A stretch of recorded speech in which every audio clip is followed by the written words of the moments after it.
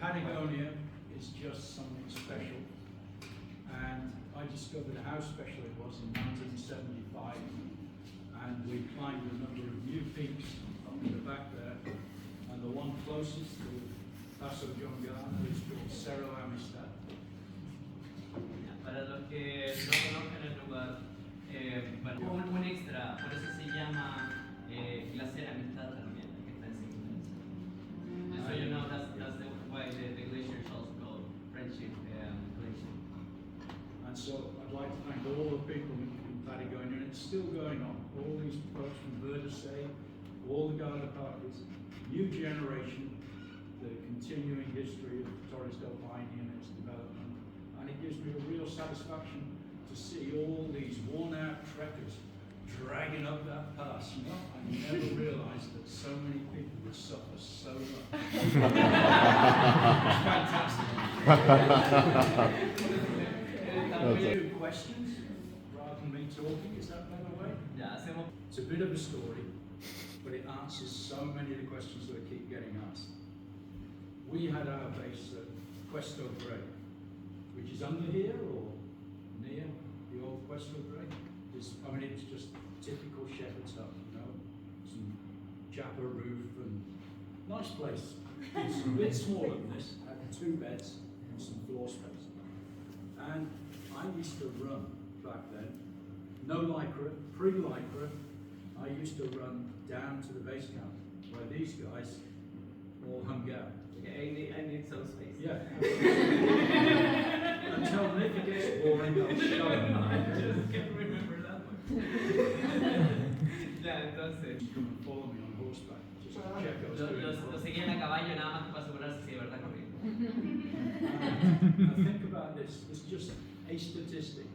I think I was in the park about 7 months, something, and in that time I saw less than 10 tourists. Para que lo tengan como referencia. Yeah, I mean, they just went out on horses all day, rounding up wild cattle or doing whatever. And everybody knows that they've been out on a horse for 8 hours.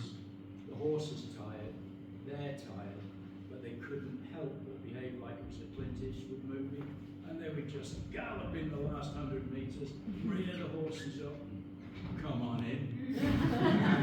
I said, via a tourist, one tourist who could speak some Spanish, I said, tell these guys they've got the best job in the world. Entonces cuando él lo dijo. And I went back onto the ice, up on Glacier Grey, up behind there. Y volvió el Glacier Grey a subir, ¿no? And so we carried on with our exploration and climbing until the end of the expedition. Y siguieron con sus escaladas y la expedición con todo lo que estaban haciendo hasta The base, camionetta loaded up with everything. My 3 friends there. These Garner parties always fed me, you know. And then they suddenly come out and say something about this job or work or something. And I'd forgotten totally about the comment I'd made. Entonces después de eso, they suddenly said, well, you've got a job. We've spoken to the head of the park, and he says, yeah, you can come and work with us if you want. And you know, small decisions can change your whole life. And all my equipment was on that camionetta. It took 3 months at this time for a letter to go from here to England and get a reply. It was the uttermost part of the earth. It was a wild place then. And I remember just looking at that camionetta and all my friends are going home, everybody's going home, they're thinking, what the hell? And I got my mochila, I put it down and waved everybody goodbye. And that's how all this started.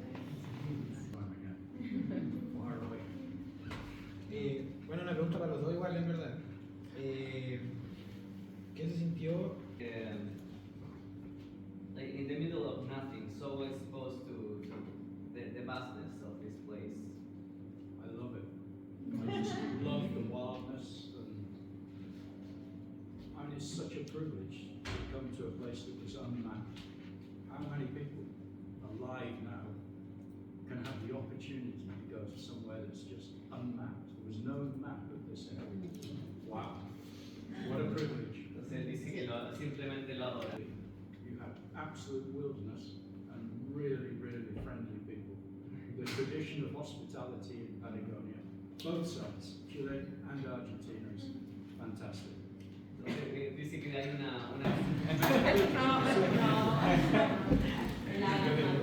Mi pregunta.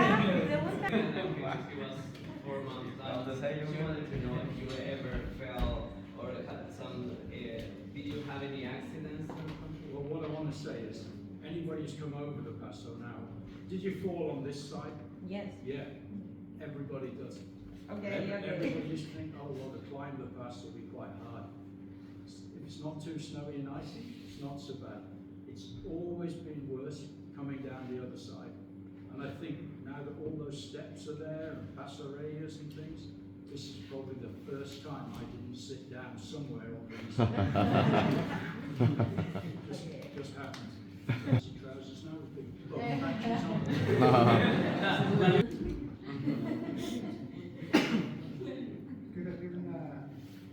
Step forward, that's right. Information that you just received from John. The thing is that when they created the circuit was intended to go the other way around because of the Paso. So if you are going to climb, if you are from here in Magallanes, you probably know that our wind comes mainly from the west. So it was supposed to help you to get up and to advance through the Paso. And also it's better to be falling down, like you have some kind of stability in the rock, but not really in the mud that is at the west when you climb down the Paso to Grey right now. So all of those reasons and all other reasons that they had at the time, it was all supposed to be to the other side, but at some point the direction flipped. We go the other side. Let's see. Para los dos. Well, if you did all of this together, you created all of this together, which was the point, and you said, like the most epic moment, let's call it, and where you just look at each other and say, it's like we've done this. For me, definitely, we spent a long time. I knew this side, Grey side. We spent a long time working out the route. Just if some of you are still about to do this route, if you want to know what all this talk is about, just imagine the path wasn't there. Just step off either side and just think, which way would I go now to try and work it out? And just look at the size of the trees over at Dixon and imagine getting a pack horse through those trees and no chainsaw, just axes. And it took me, what, 3 months? I did it in 3 days, you know.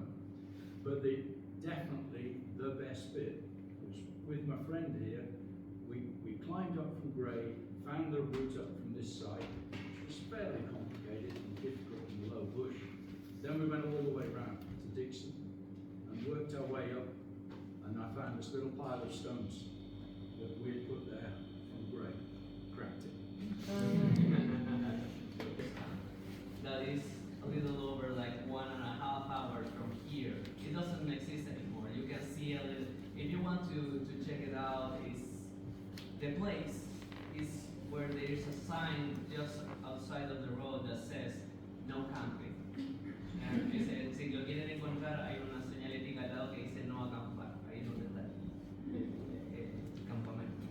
So when they were making this camp, they found out a really neat place where a lot of leaves and moss that they said, okay, this will be a really good place to sleep. It looks really comfy, it looks really soft. So they put their tent there. And it was really good at first, but after a while, all of it was removed because they were moving inside of the tent. So they woke up at some point, and it was all rock, and they were sleeping on rock. And it was so uncomfortable that they say like, oh, we are so stupid. And in Spanish we call it los huevones, which translated sort of like the dumbasses or something like that. So they put it the dumbasses camp. They still call it los huevones camp. And that little thing, those little moments during the story, those little difficulties that they had while they were making the circuit, along with another things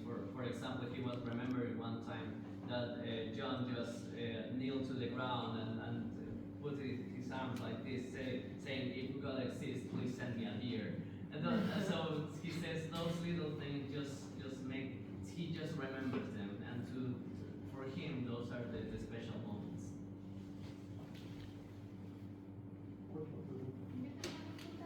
From Dixon to Grey, and the other question was if there were any bridges back then, and the answer for the second question was that there were no bridges.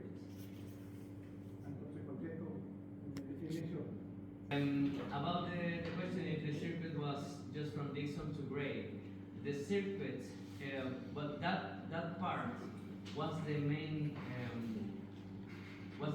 work that they had to do, because there was absolutely nothing to go by. But all of the other parts of the circuit, they were all really small trails that were used by the ranchers at the time.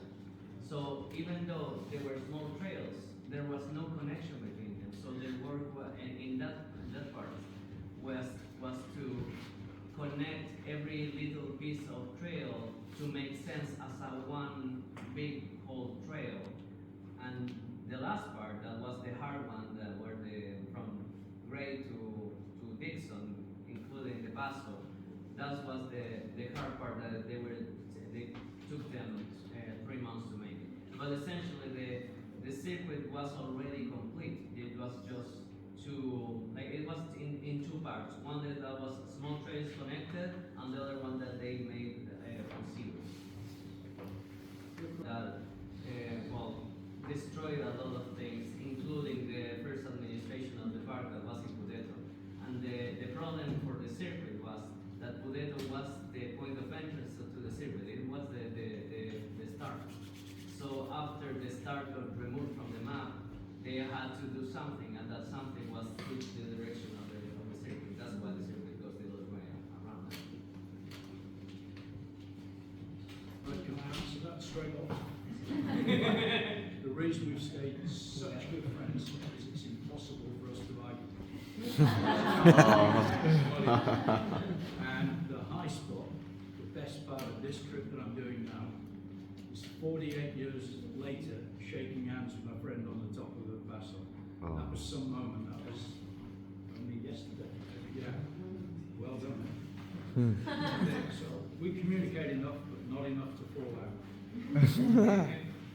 Para responder la pregunta is health, because he has to be like taking up on his medic if he's able to walk. They were saying, well, how was the trip to the Paso this time? It was really good. I can tell you myself. He went ahead of me the whole time. So what was the other thing? The other thing is that sometimes John just passes by Chile, where he lives right now, to check up on him if he's still alive. Antes hizo pollo.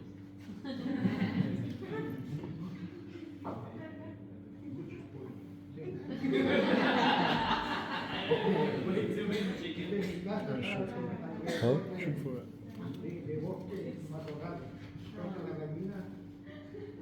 Like his main activity right now in Chile, he enjoys raising the chickens. But the problem is that every once in a while, some of the chickens go out the mountain, they get... So, how?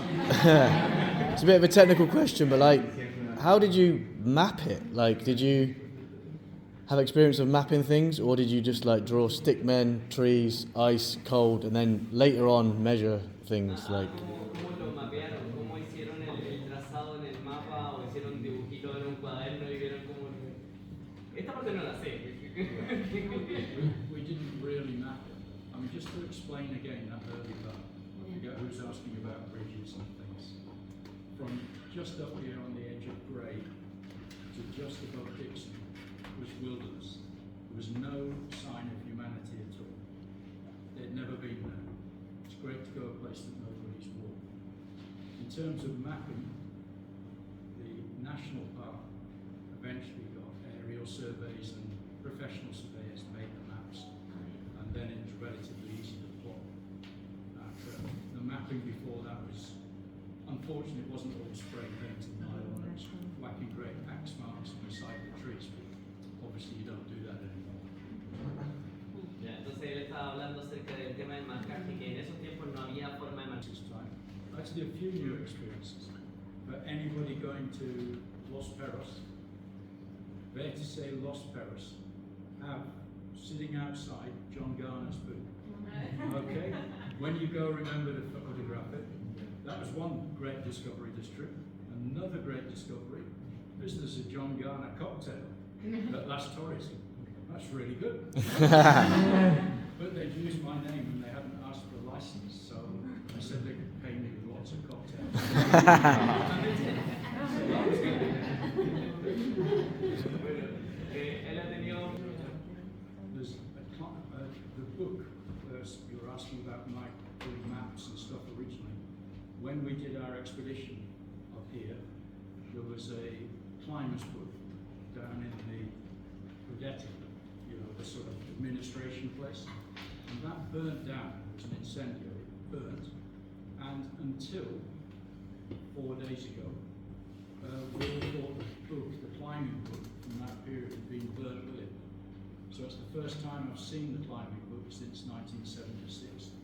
And if anybody's interested in the peaks or the routes and the exploration, all the details are down there. My favourite peak that we climbed was Cerro Quijote, and at the moment I know there's at least 3 Garda Parques hoping to be the people to make the second ascent. And for me, that would just be fantastic if it was some Garda Parques, or people from Verdeset, but local people who made that second ascent from Cerro Quijote. That would be brilliant. So I'm waiting for the photographs, and they've got 2 years to do it. Yeah, entonces became a park ranger was when he was about to leave because the expedition was finished. O sea, porque se acuerdan que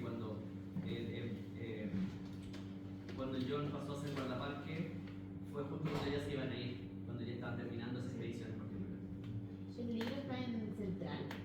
Besides the bridges, how much has the trail evolved over time, or is it the original route? Did you say evolved? Was that the word? You said how much is it? Yeah. Yeah, evolved. Aparte de los puentes, ¿qué tanto ha evolucionado? Yo creo que no fue por los puentes.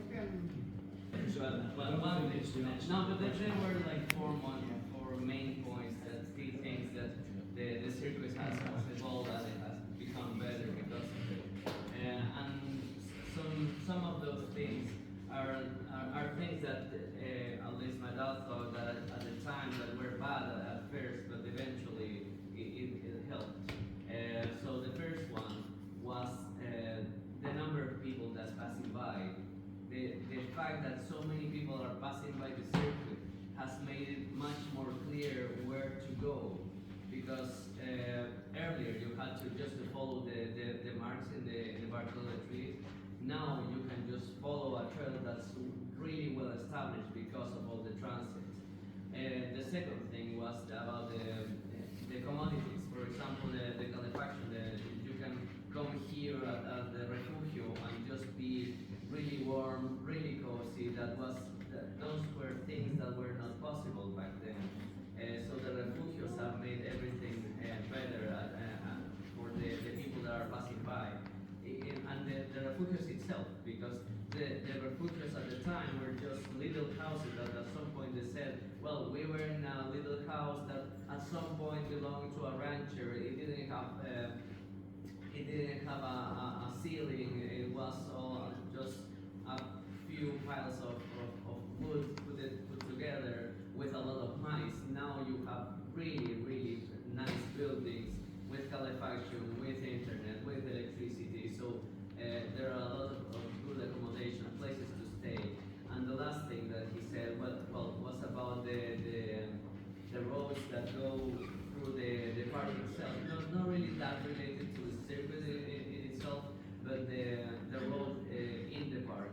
That some of them have been established that you put I don't remember the name, but you put the asphalt road. I don't remember, but it's not a dirt road anymore, and that means that, well, at first he thought that would be a really bad thing for wildlife, but after reading some research papers that were saying that the dust that the cars threw at the sides was really bad for the plants, maybe it's